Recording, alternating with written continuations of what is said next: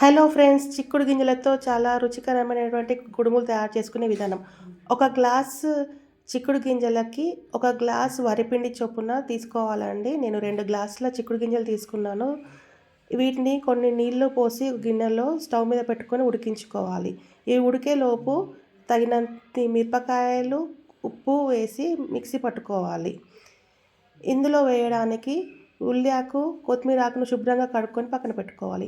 ఒక గ్లాస్ చిక్కుడు గింజలకి ఒక గ్లాస్ వరిపిండి చొప్పున 2 గ్లాస్ చిక్కుడు గింజలకి 2 గ్లాసుల వరిపిండి తీసుకున్నాను. ఇందులో మనం చేసి పెట్టుకున్నటువంటి మిరపకాయ, ఉప్పు కలిపినటువంటి మిశ్రమాన్ని అందులో వేసి పిండికి బాగా పట్టే విధంగా కలుపుకోవాలి. ఇందులోనే ఉల్లిగడ్డ ఆకు, కొత్తిమీర ఆకు కూడా వేసుకొని పిండి మంచిగా కలుపుకోవాలి. అలా కలుపుతూ ఉంటే కొత్తిమీర, ఉల్లిగడ్డలో ఉన్నటువంటి రసము పిండికి లాక్కొని రుచి బాగుంటుంది. ఈలోపు చిక్కుడు గింజలు ఒక 80% మనకు ఉడికితే సరిపోతుందండి. చిక్కుడు గింజ ఉడికిందా లేదా ఒకసారి తీసి చెక్ చేసుకోవాలి. 80% ఉడికితే సరిపోతుందండి. ఇలా ఉడికినటువంటి చిక్కుడు గింజల్లో ఉన్న నీళ్ళను ఒక గిన్నెలోకి వంపుకోవాలి. వంపుకొని ఈ చిక్కుడు గింజలను మనం కలిపెట్టుకున్నటువంటి పిండిలో వేసుకొని కలుపుకోవాలి. మొత్తం మంచిగా కలిపిన తర్వాత అందులో మనం వడపోసి పెట్టుకున్నటువంటి నీళ్ళను వేసి కలుపుకోవాలి.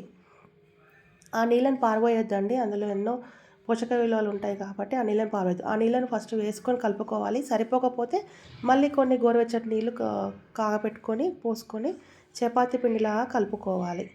ఈ కలుపుకున్నటువంటి దాన్ని చిన్న చిన్న ముద్దలుగా చేసుకోవాలండి. ఇష్టమైన వాళ్ళు పెద్ద పెద్ద ముద్దలుగా చేసుకొని గుంతలుగా చేసుకుంటారు, పెరికిళ్ళుగా చేసుకుంటారు. ఎవరి ఇష్టం వాళ్ళు.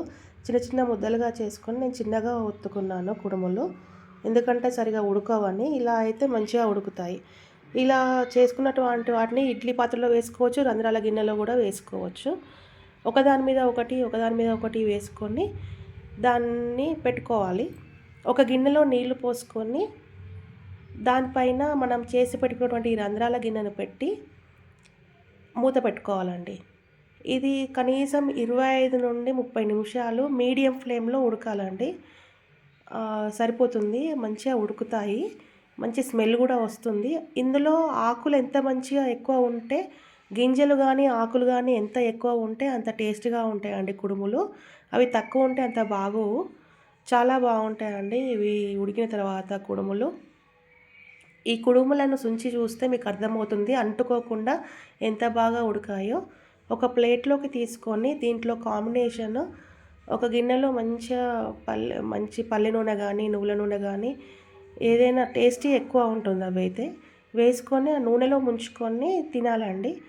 ఎంత మంచిగా నూనె ముంచుకొని తింటే అంత టేస్టీగా ఉంటాయి. మీకు కనుక నచ్చితే లైక్, షేర్ అండ్ సబ్స్క్రైబ్.